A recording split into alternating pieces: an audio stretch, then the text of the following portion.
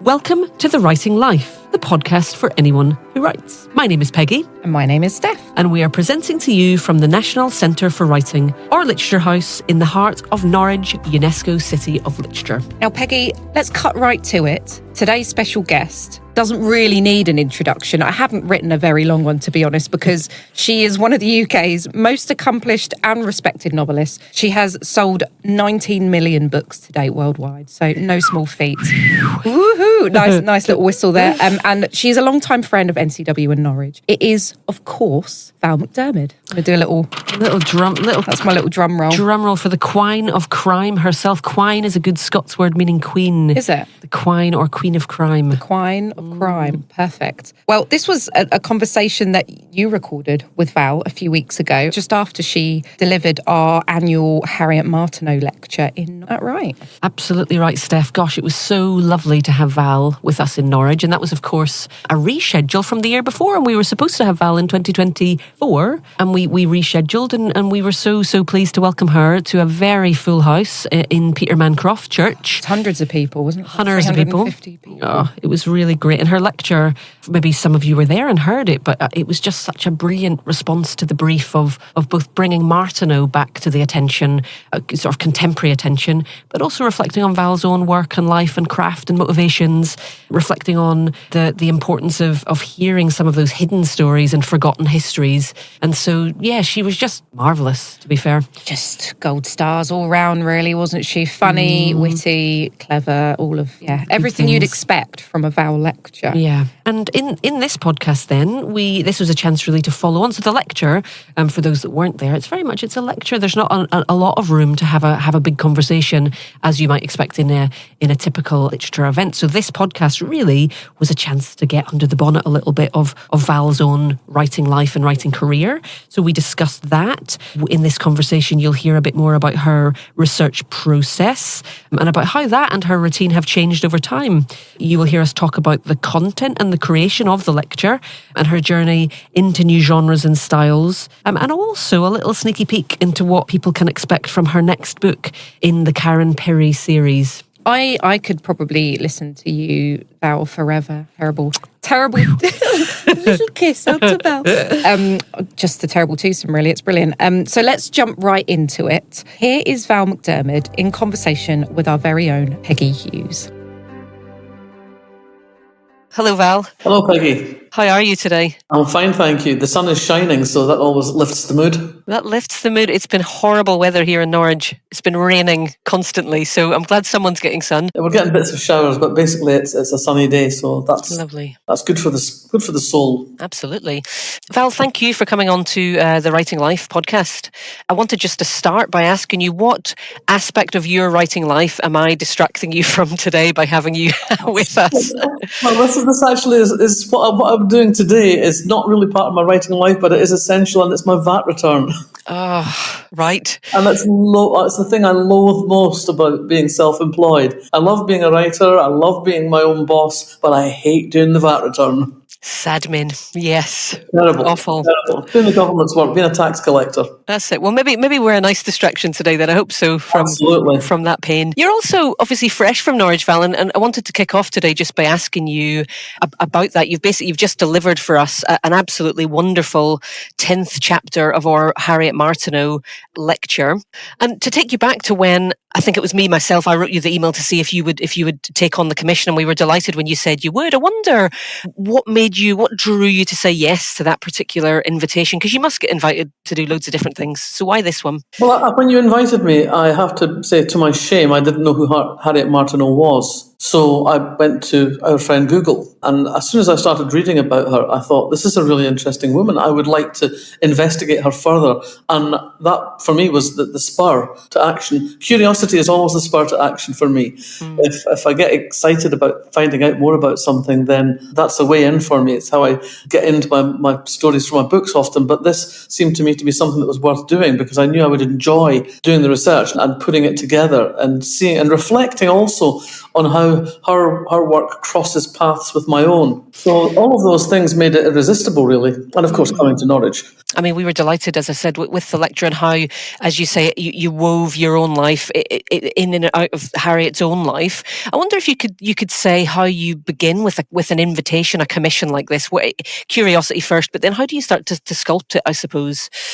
Well, I think that it comes out of the research. As you start looking into what we know about someone's life, so reading around it, where if it's something contemporary, talking to people who are in the know, as it were, someone who knew the person concerned, just finding out what you can do, what you can find out about them, and then trying to craft that into. I mean, what I'm always looking for in my professional life is narrative. Mm-hmm. So you look for the narrative that's something that you can work with, that I find a connection to. I've got no real interest in doing a lecture for the sake of doing a lecture. It has to be something that can teach me about my own practice, or that I feel I can say something about my own practice that reflects on their work usefully for the audience. So that's what always draws me in, doing the research, finding out and seeing where the story lies and where it takes me. Were you surprised with anything that you discovered in your researching of Harriet Martineau, but maybe more in particular of the synergies with your own life and work? There are some kind of key touch points in there that you drew out. Could you say something to that? Yeah, I mean, I think the thing that astounded me most was the connections between Harriet and a Scottish writer who also had disappeared from consciousness, Susan Ferrier, who I did a project about in 2017 for Edinburgh's Hogmanay. We did a big sonny lumiere around the city. And I was astonished that she had fallen from consciousness, if you like, because, again, like Harriet Martineau, talented, wide-ranging in her interests and her concerns, in her own lifetime, respected and very successful and acclaimed, and then just vanished from sight, really. Virginia Woolf references her, but only in passing. And so I think that was something that intrigued me, the notion that someone could just slip out of consciousness. But where it kind of crossed with my own work was this sense that you can use fiction to illuminate fact. And Harriet did that with her economics primers. She turned the facts of economics into parables, if you like, little stories that illustrated the issues of economics of the time, the things that Adam Smith and John Stuart Mill were writing heavy tomes about. She brought them into public consciousness because she made them relatable. She told them in stories that people who were not economists or philosophers could understand. Mm-hmm. And that, to me, I think it was a really important thing, that one of the things that one can do with fiction is remind people of important events, important issues, without ramming it down their throats, without it being a polemic. You can remind people gently of things that they might not be entirely conscious of in the world around them or in their recent history. And certainly that's something that I'm kind of aware of with my own fiction. I've written novels that are set against backdrops like the miners' strike, like the conflicts in Yugoslavia in the 1990s, like William Wordsworth and Fletcher Christian in the 19th century.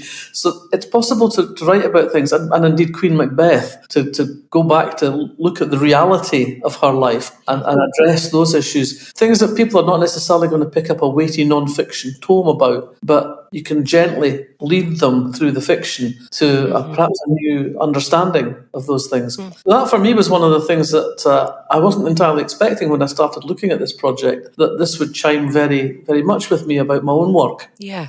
To stick with that for a little minute, that idea of these big ideas or big issues is, I imagine it's not something does the big issue or idea come first, or does the story and the character come first for you, or what way round is it? You mentioned a couple of things there in terms of what you've covered in your fiction. What comes first? Usually with me, what comes first is something I want to write about. So that quite often is, if you like, the issue or something that sets the wheels turning. For example, with the Wordsworth Fletcher Christian book, The Grave Tattoo, it's a thriller set in the present day, but it's rooted in the events around the Mutiny on the Bounty and the aftermath of that. And that was set, that hair was set running at a crime writers' weekend away when the guest speaker said, in passing, William Wordsworth and Fletcher Christian were at school together. Oh, I didn't know that. That's amazing. That's extraordinary. And then further on in the lecture, he said, and there was a strong and persistent rumour that Fletcher Christian did not die on Pitcairn, but that he came back to the Lake District.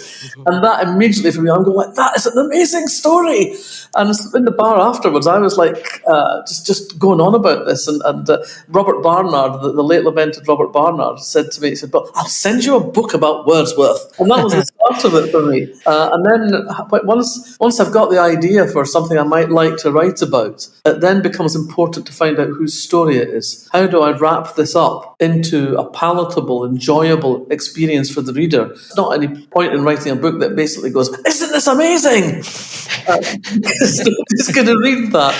What I have to do is wrap it up in a story, and because I'm a crime writer, a story that's usually got dead bodies in it. So that for me is it starts with the idea, and then it becomes very much the human stories. And that can be quite a long process. That's a process that can take years, literally years. Something starts your head running out. Probably the longest run for me was a book called A Place of Execution, which started in 1979 when I moved to Derbyshire. I fell in love with the White Peak, that beautiful limestone countryside, and I thought I really want to set a book here, but I don't want it to be just a visiting fireman. I don't want Kate Brannigan just to pop in and solve a crime here. I want it to have the sense of the place, the spirit of the place. And it sort of sat in the back of my mind for a long time and was kind of going nowhere. And then I read a poem by W.H. Auden called In Praise of Limestone. And he's writing about Tuscany, but there was so much in that poem that resonated with how I felt about the Peak District. And there's a great line in it about these very tight, enclosed communities, shut-off communities, where he says, when one of them goes to the bad, we all understand why. And that set the first part of the idea running in my head that this was going to have to be uniquely a story that could only happen here, as it were, and only happen to people who I didn't know who they were yet. And then the impetus that took it from this vague idea into something else was an event I did with a true crime writer called Douglas Huke, who was talking about no-body murders, no-body trials, that you can be tried for murder and convicted, and indeed in those days hanged when there's no body. And I thought, that's really interesting. And so the two things kind of fused in my head, and I then said, okay, so whose story is this and how do I tell it? And ultimately that became A Place of Execution, which was published in 1999. So yeah, 20 years to go from the original engine starting to being able to write it. And I think that's one of the things that nobody tells you about when you start off as a writer, that one of the key things you have to have is patience. Stories don't always arrive fully formed, like, so Minerva coming from the head of Zeus. It takes a while sometimes, Just what you're saying there, there's sort of what I would feel a kind of a worrying serendipity to some of that book may never have come had you not encountered that Auden poem. Do you know what I mean? Is that the case for you? There are other books that might not come to full fruition without some sort of external spark, or... It's often the way, I've got a really great idea and I think there's a good story here, there's a good story lurking in here, but there's something not there yet. And then you just park it, really. Another novel, Trick of the Dark, also took a long time from original conception to being able to write it. The original sort of impetus for that came, I was back at St Hilda's, my old college in Oxford, for a weekend, and I was sunny afternoon. I thought, I'll go and sit by the river. It's a lovely day. I'm not very interested in the talk this afternoon. I'll just bunk off. So I was sitting there by the river. And someone had already mentioned there was going to be a wedding in the grounds that afternoon, so I didn't really think anything about it. But as I was sitting there, the wedding party arrived, and I recognised the mother of the bride as someone who had taught me when I was an undergraduate. And therefore, because I used to babysit for her, therefore the bride was obviously somebody I used to babysit for. And, for most of us, that would have been the end of the conversation. Oh, isn't that lovely? What a beautiful bride, isn't she? Hasn't she grown up into a beauty? But for me, because I've got a nasty, devious, twisted mind, I immediately started weighing up the possibilities that such a chance encounter could have provoked. What in the history of these women could have led to a very different place? And by the end of the weekend, I decided that the bridegroom had to die before bedtime.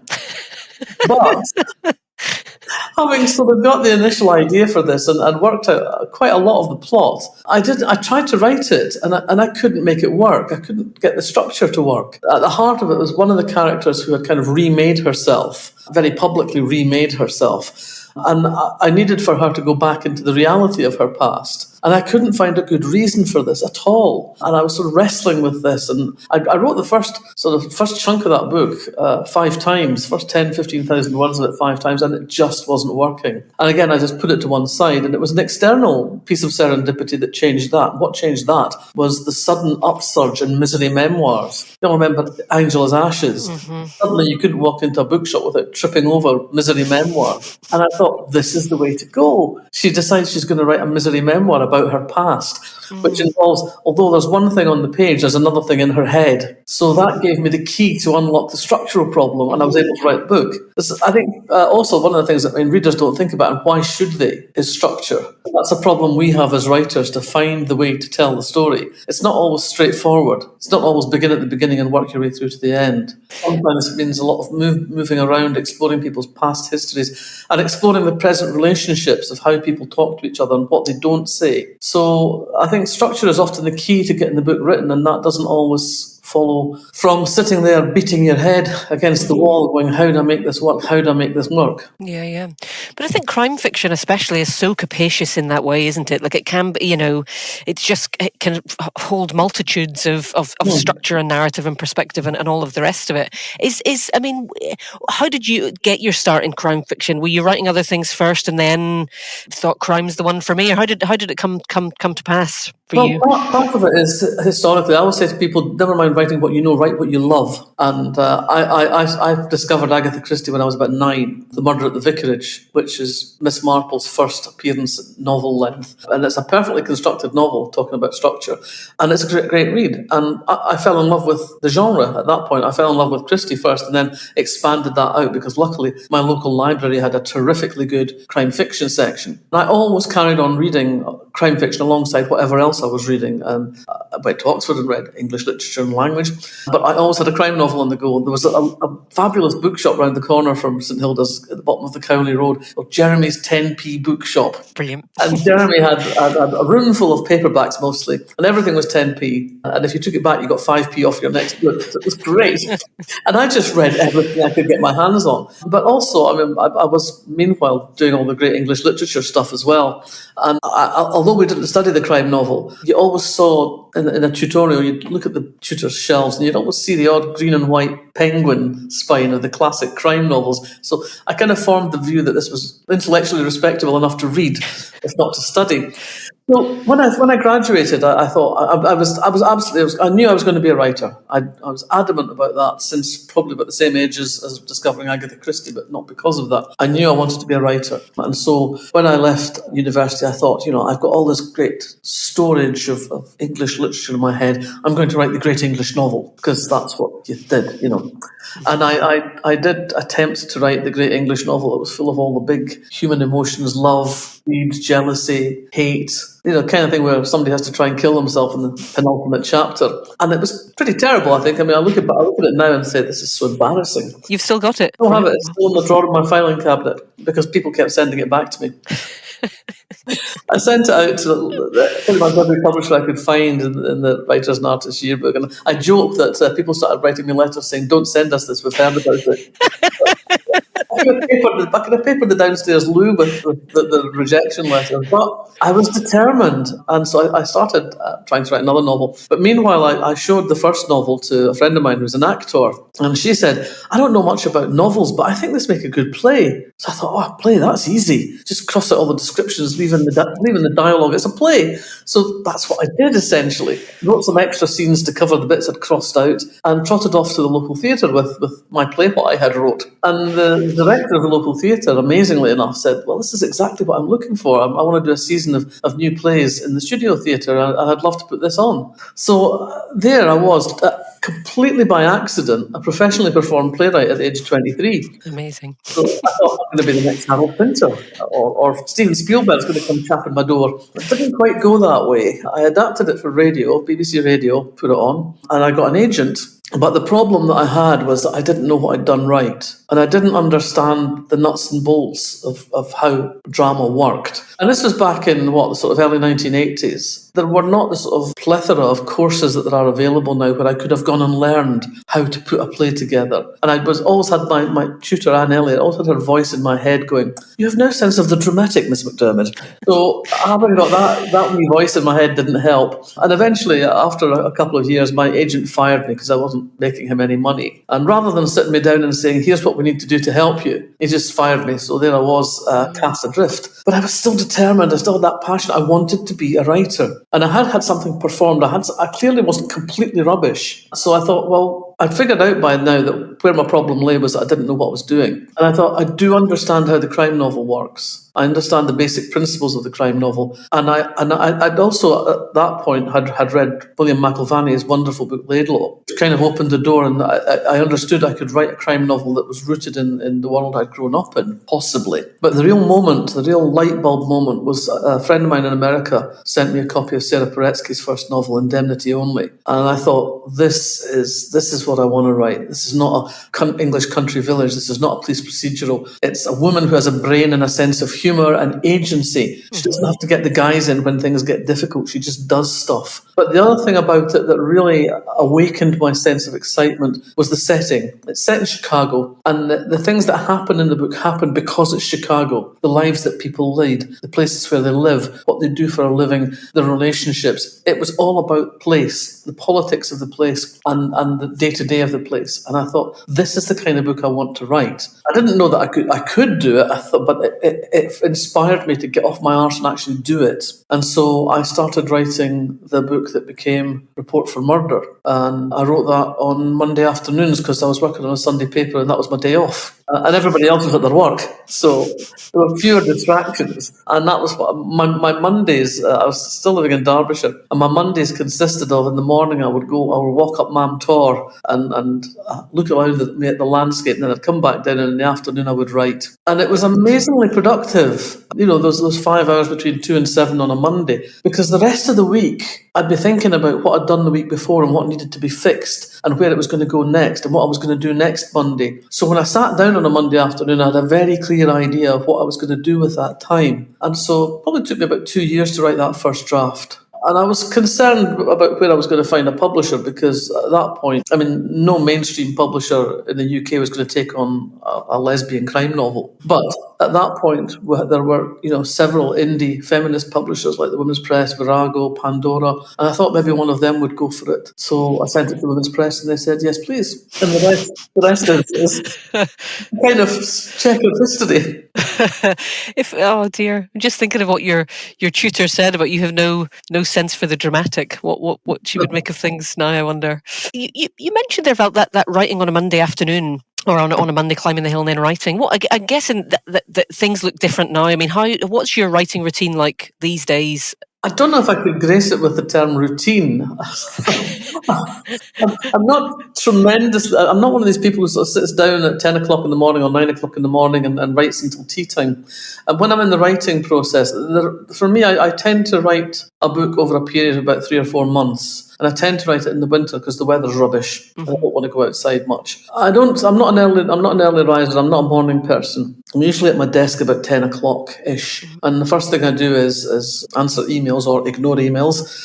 And then I revise what I've done the last time I was at the desk and edit and tinker. And then I usually start actually writing about 11. I don't think I've ever written a sensible sentence before 11 o'clock in the morning, really. And I write in kind of 20-minute chunks. A guy, of course it's a guy, has codified this as the Pomodoro method because he worked it out using his kitchen timer, which was in the shape of a tomato. But I don't do anything that regimented. I write for about 20 minutes and then I'll do something else, make a cup of coffee, answer an email, play a stupid video game, come back and do another 20 minutes or so. And so the day unfolds. And I usually knock off somewhere between 6 and 7. And I don't have a set word count. I just work through what I can do on the day. And that's sort of how it unfolds. And sometimes if it's going really well and I've got something buzzing in my head, I will go back later in the evening and do some more. But that doesn't happen too often, thankfully. Can that be of something approaching a life? And so that's the process of getting the book down. I do a first draft, then I do a sort of quick and dirty pass through it and send it off to my editor and my agent and my American editor. They all get it at the same time and they all feed their responses back through my UK editor. And then I do a rewrite and that's usually pretty much it. And then it goes to copy edit. I mean, I've been doing it a long time now. This is my 40th novel. So I think in the sense, a lot of the basic nuts and bolts I've got off Now, I don't have to worry too much about them because I know essentially how to make a story work now. Practice, practice and experience and laziness, because I don't like doing rewrites. On that, though, talk to us then about the latest book, which is Queen Macbeth, which is, I think you called it in the Martineau lecture, a side gig, which I loved the idea of this side gig idea. But it's one of Berlin's Darklands series. I wonder if you could, just articulate what that is, and that this is really quite a departure, I suppose, for you, Val. Would you say a historical novella? Yeah, It's a slim volume. Do you want to, tell us how that one came to be and how the approach worked on it? The idea behind the Darklands Tales is that it looks at elements of Scottish history, identity, how we think about ourselves and how we got to think about ourselves in that particular way. So it's examining elements of our past that are often related to us almost as myth and legend rather than truth, because sometimes the historical truth is difficult to get at, or sometimes the historical truth doesn't suit the storytellers, because as we know, history is written by the victors. So Scotland, I think, has a particularly troubled history in this respect, as I think Ireland does too, because we were effectively being run by people in London who knew nothing of our history and tradition and helped us to make up stories that suited them. So the Darklands Tales were an idea of Berlin to re-examine these bits of our past that have come to us as kind of myth about storytelling, and look at them again through a new lens. So Denise Minor looked at the murder of Mary Queen of Scots Secretary Rizzio. We've got the flight of Bonnie Prince Charlie with Flora MacDonald, and they've taken these elements of our past and asked contemporary writers to have a crack at them, really. And they came to me and said, we'd like you to take a look at Lady Macbeth. And they gave me a completely open choice of how I did it. They said, you can take Shakespeare on head on, or you can go into the historic past, or you could set it in a contemporary setting. And I thought, given the current state of Scottish politics, that would go well. A powerful woman leader, being treated like she's a psychopath. Where that would take me. Well, I thought it was probably safer not to do a contemporary retelling. And I looked at the historical record, and there's a lot we don't know about that period, 10th, 11th century Scotland, but there's things that we do know. And we do know, for example, that Macbeth did not kill Duncan up a dark close in his castle. But he killed him, he did kill him, but he killed him on the battlefield in as clean and as reasonable a manner as anyone ever did get killed in the Middle Ages. But there's a lot going on there that is very different from the portrait that we've all got of Lady Macbeth as this strange, psychotic woman driving her husband to do terrible things. For a start, Gruach, which is her real name, was also from the royal line of the great King Kenneth MacAlpin. So she was a noble woman in her own right. But when she married Macbeth, it was, I think, a love match. They were married and they ruled the country for 17 years. It wasn't a sort of overnight sensation and an uprising of the nobles against Macbeth. Very stable kingdom. They brought other kingdoms in the region into a union that was the foundations of modern Scotland. The kingdom was so secure that they actually went to Rome on a pilgrimage and left the kingdom in the hands of a regent. So when they came back, it was still there. Lovely. And this at a time when kingdoms are being snatched and fought, this wasn't typical. No. I mean, you couldn't turn around without your neighbours trying to have you in the ground, So they were, for their time, very successful rulers. And there's no indication that she was this madwoman forcing Macbeth into doing anything he didn't want to do. It looks like a love match, and it looks like a very strong alliance as well, that she was also of the royal line, as was he. So I thought it was about time to revisit the idea of who she was. And the book is set, so double twin time period of when they first met and how they built the kingdom, and now after Macbeth's death on the battlefield, when she's a figure around whom the people might rally. She's in hiding. She's in exile with the three women who have been her companions since she was a young woman, not witches, but strong women, in the kind of nexus of friendship that women form. I love those three women: a weaver, a healer, and a seer. That's right, isn't it? Yeah, her three. much, yeah. Her band of women. Yeah.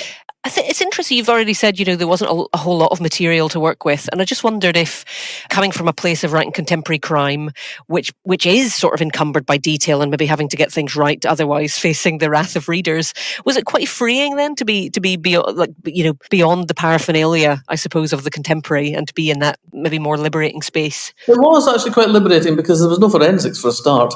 But there's what we know, and then there's what can you reasonably assume to fill the space to make sense of what we know. But even with the research I was able to do, I still tripped up because Hugh Andrew, who runs Berlin, of course, is a historian. So I submitted my draft, and Hugh came back to me and said, "There's a slight problem here. You've got these exchanging messages, but unfortunately there was no paper in 10th century Scotland." So I had to find a different way for them to communicate, and that was interesting. Yeah, and you hit upon this language of flowers. I wonder where that came. It's a lovely way of doing it. Where did that come from? Desperation. Expediency. I couldn't think of anything else. I mean, I was familiar with the notion of the language of flowers, and I thought, I wonder how evolved that was at the time. And I started doing some research into that and found it was indeed sufficiently evolved. And the women I had placed around Queen Macbeth would make that plausible and possible. My approach to writing sort of history, where we don't know very much of the details, I kind of did this with a book called The Grave Tattoo, which was about Wordsworth and Fletcher Christian, is to aim for charmingly plausible. Excellent. Nobody can say that I couldn't have done that. I'll say, well, it's possible.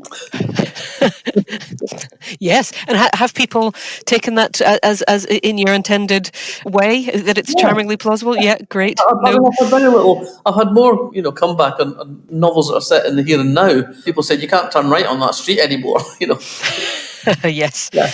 Those sorts of things. Yeah, the idea of doing side gigs is one that really does appeal to me, though. I mean, and I've done various things along the way. I've written radio dramas and other things. I like the idea of doing something that's not straight down the wicket of what I normally do, and it keeps me interested. It keeps me challenged, and that's important, I think, as a writer, that you keep challenging yourself. Otherwise, you can just sort of slump into I'll do the same thing again. And I love that people now come to me with ideas of things that I might like to do. I've got a non-fiction, I don't know what to call it, monograph coming out later this year called Winter. Hodder are doing a series of the seasons. Michael Morpurgo's written spring. I'm doing winter. Kate Moss is doing autumn. Bernardine Evaristo is doing summer. And it's short, but it's very much, again, they said, freehand, tell us about what you think about winter, how you feel about winter. And I really enjoyed it. For me, it was an opportunity to delve into some of my own histories.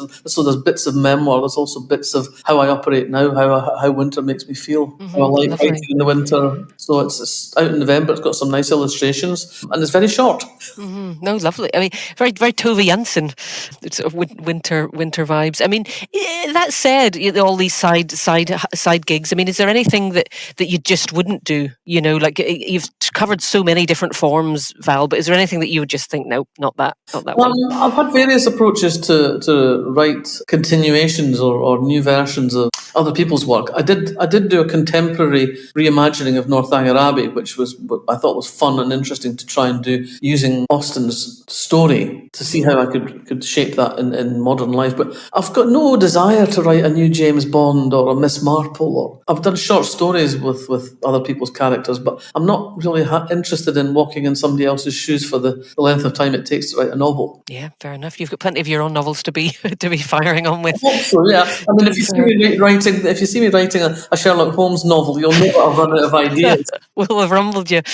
Speaking of then, so we've got October brings another Karen Pirie. Can you say much about Silent Bones as its title is, or where things are? What can I say about it? It's a Karen Pirie, so you kind of know what the tone's going to be. It opens with a torrential rain in Scotland, which I know people will find hard to believe. And as a result of this torrential rain, some of the embankment of a motorway collapses and reveals human remains. And the human remains turn out to have a connection to an unsolved murder from 2014, the year of homecoming and the year of the referendum. So that kind of loosely ties into that. And at the same time, someone comes into the office from New Zealand, and his brother died. It was written up as an accident a couple of years back, and so he's adamant that it was a murder. So the team get involved in investigating that too. So you've got these two cases side by side, and it's the usual, let's look into this, see where it takes us. And it takes us to some quite,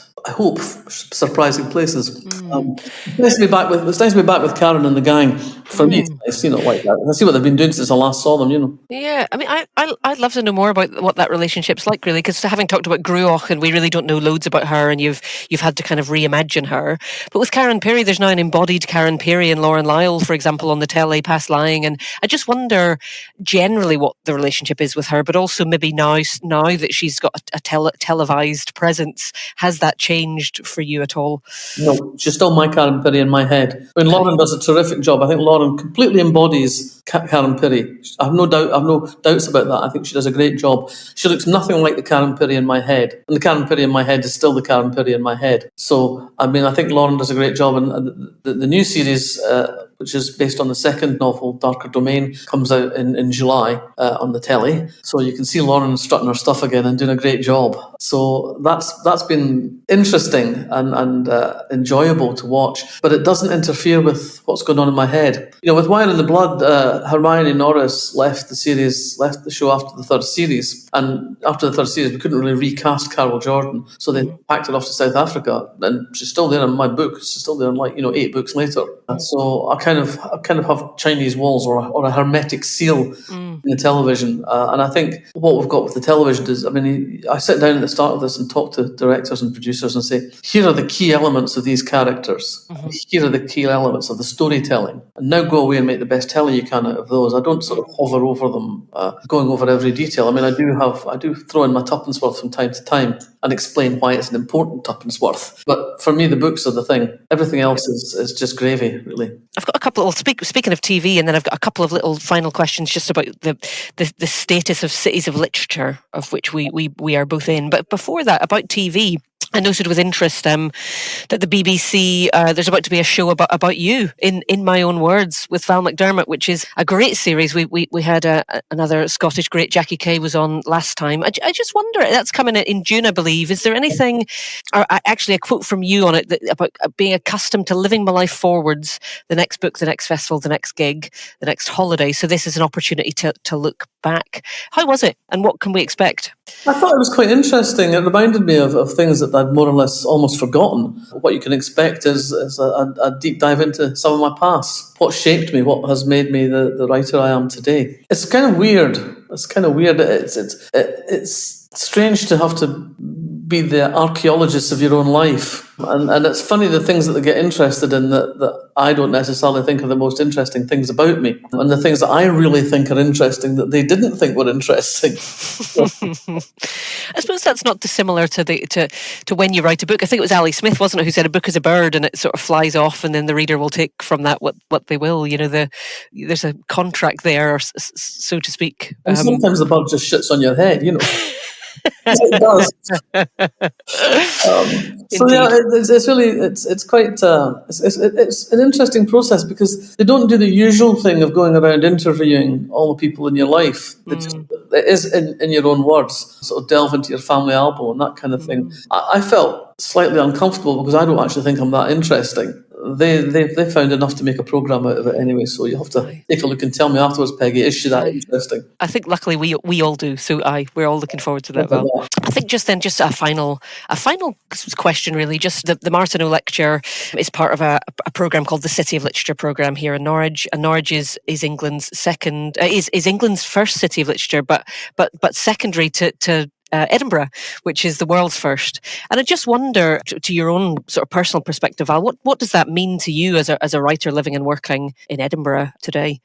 Well, I think Edinburgh is a city that's full of literary ghosts, and it doesn't always acknowledge its past in the way that I would like. Certainly, I think they've not really paid proper service to the women writers of the city, like Muriel Spark and Susan Ferrier. The Writers' Museum honours 3 men who didn't even live their whole lives in Edinburgh. You've got Burns, who spent 2 years there, Walter Scott, who spent his time between there and the borders, and Robert Louis Stevenson, who wrote most of his significant work elsewhere. So that kind of annoys me a bit. But in modern terms, what I love about it is that it allows the free passage of writers into the city. People are always turning up from different parts of the world, different parts of the UK. And it gives, as a writer, it gives you the opportunity to have conversations with people whose paths would not necessarily cross yours routinely anywhere else.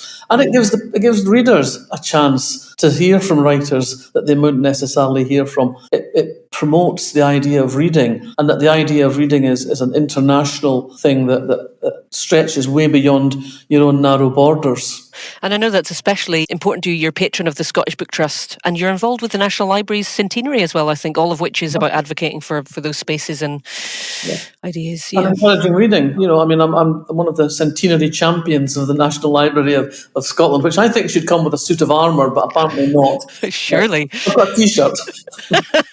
A T-shirt's nice. I'm one of those people, I would not be a writer if it wasn't for the public library system. I came from a working class household where education and reading were valued, but where we couldn't afford books. So we lived opposite the Central Library, which became my home from home. And I read voraciously and in a kind of unsupervised, uncurated way. Nobody said to me, this is the book you should read next. I just went and raided the shelves. And I do wonder sometimes about kids now with, their parents say, you should read this book, you must read this one next. I think there's a lot to be said for just scavenging for books.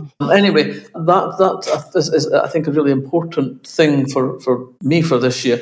But also the Scottish Book Trust has got really extensive programmes of putting books into the hands of children and forming the reading habit. There's so many distractions and so many alternative things that you can be doing. And I've fallen into that trap myself. But it's important to engage with books, because books are the most interactive form of entertainment. Everything else is spoon feeding. You watch a movie, it tells you what to think. You watch a TV series, it tells you what to think, even though you might come away thinking, that's interesting. But a book, you're immersed in it, and it relates directly to your own experience of the world. And you think about this in terms of people you know, situations you understand, and it allows your imagination to take you to a different place in a way that no other art form does. Oh, here. I think that we should finish there, Val. Really, I mean, I could keep distracting you from your VAT return, but I feel I should let you get on. Really, that's been wonderful. Thank you. It's been great to chat. A huge thank you to Val McDermid and to Peggy for their time. If you have any questions or you would like to get in touch with us, you can find us on Instagram and Blue Sky at Writers Centre. We're on Facebook, and you can sign up to the NCW newsletter at nationalcentreforwriting.org.uk. As a UK registered charity, we rely on the generosity of our supporters to make our work possible. You can make a donation on the website by going to the Support Us page. And hopefully you've already subscribed to the podcast, so each new episode pops up on your feed, obviously, each fortnight. But if not, and you enjoyed what you heard today, please do consider subscribing to us and leaving us a 5-star rating and a review, because it helps other listeners to find us. Just the 5 stars, mind. Yes. 6 even. Yeah, 6 stars, nothing below a 5. I simply won't have it. Unacceptable. Thanks again. Keep writing. We will catch you on the next episode.